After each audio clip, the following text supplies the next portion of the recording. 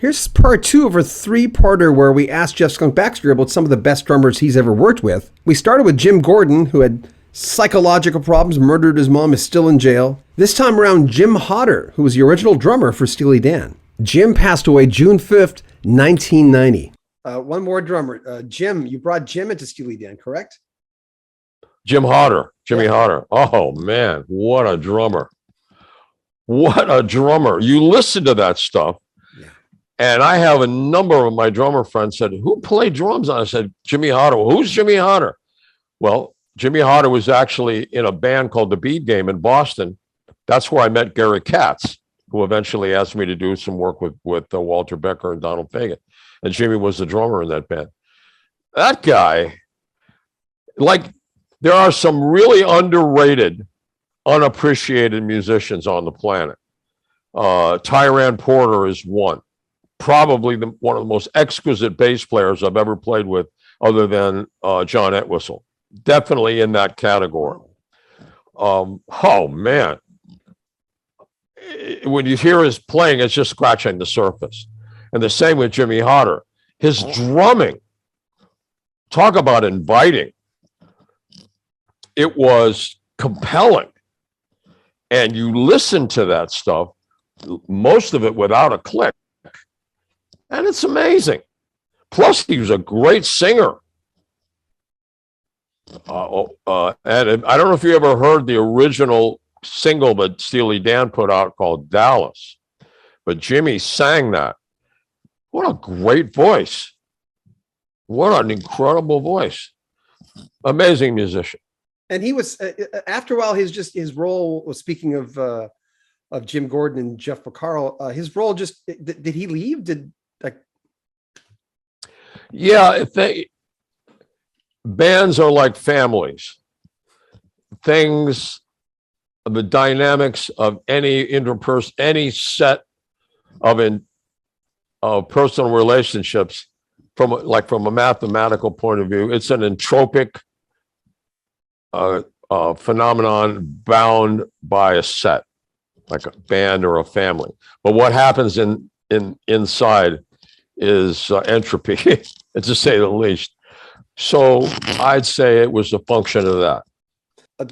When I watched the first time I watched the Woodstock, You Know What's Coming, the Woodstock footage, when I saw Richie play, it's the first time as a young teenager that I ever felt the hypnotic feeling of watching another human being play music. It just hypnotized me. I remember what I was doing. I'm surprised I don't remember what I was wearing, but you worked with him. What was that like? I love that guy. We actually met at Woodstock and we became friends because I did a number of sessions for him as well. He would call me and have me come in and do some work for him. And I even had the Doobies come in and do some work, actually, as a rhythm section. Just one of those guys, again, kind of like Joni, just spiritual, unpretentious, sincere. And then one day he called me and said, Skunk, I got this call to do a jingle commercial. And he said, I don't want to really sell out. I said, how much are they offering you for it? And so he gave me the thing. I said, Richie, I do jingles all the time. All the time. It's great money and it's fun. It's a 30-second or a 60-second hit record. It's a challenge like anything else. Just go do it. You'll have a great time. And he called me about a month later and he said, that was so much fun. I'm going to start doing a lot more. I said, good for you. Good for you. Why not? You're talented. You've been blessed with a capability that most people don't have. You have a gift for channeling, if you would, bringing ideas and thought and emotions to other people. What the heck? I mean, if you don't want to do it because you don't like the product, that's one thing. But come on, man, have fun. And so he started doing a ton of jingles after that. And so he would always call me every time he did one. He says, "Oh man, it was really fun." And he would describe it to me. That's a wonderful human being. It's amazing how some people sometimes will fight certain or will have preconceived ideas about something. And then when they do it, and because sometimes we get so hell bent on certain, our story or what we're supposed to think about something. And then you think, well, yeah, have you tried it? Well, no, I haven't tried it. Well, give it a shot. Well, it's like the 60s certainly was a mindset. Yeah.